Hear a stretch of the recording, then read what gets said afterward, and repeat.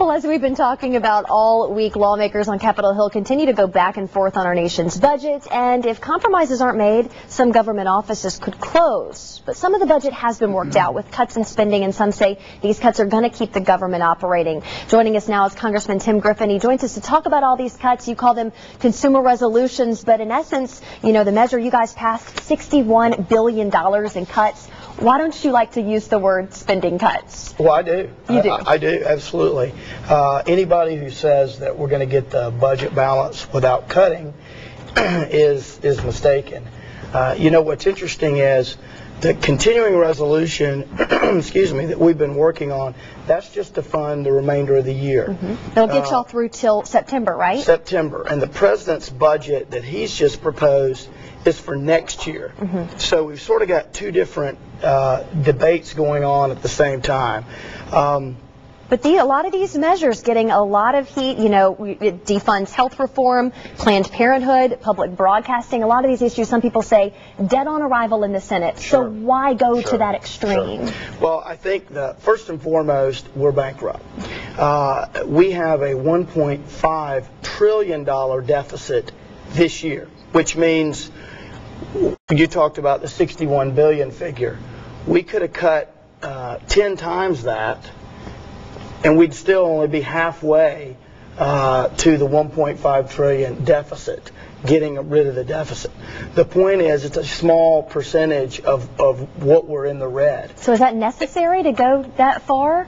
I think it's necessary to go further. Because I know a lot of people, you know, you saw the support at the polls, Mm-hmm. putting people like you in office. Sure. People want a reduction in spending, but when they see the specifics, Mm-hmm. some people back off of that support. It is tough. And the reason that we're in this mess is because politicians generally have been unwilling to make the tough decisions. We've just been kicking it down the road. It would be much easier for me to just look in the camera and say, I want to promise everything to everybody who wants anything. And I want a triple funding and quadruple funding and just give people what they want. But that would be disingenuous because we're out of money. We are completely bankrupt. And the path that we are on will take 14 trillion in debt and make it 20 trillion and then 30 trillion and then 40 trillion. And at some point, we are completely devastated. And so, you know, I think what's going to happen, I think ultimately the Senate and the House will reach agreement at some point. Before the government has to shut down on, what is it, March 4th?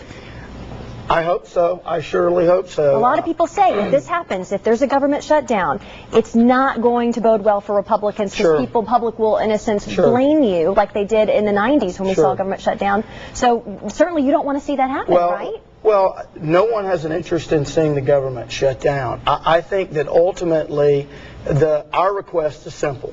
We don't want the government to shut down, but we do want some spending cuts. And I think that the leadership of the House is talking to the president's folks in the Senate, and I think ultimately the goal is to get some sort of cuts, some sort of budget in balance. And this doesn't impact seniors on Social Security now, and it doesn't impact those necessary funds. But we've got to start living within our means. And I think that we can reach agreement. I really am optimistic. And ultimately, if we want to see jobs grown in this economy, we have got to send a signal to the world that we're serious about our spending. Well, you guys head back on Monday, and you've got a very tight deadline. If we want to get an agreement by March 4th, let's hope y'all do. Thank you very much. Thank you so much for being here with us, Congressman. Let's send things over now to Mike for weather.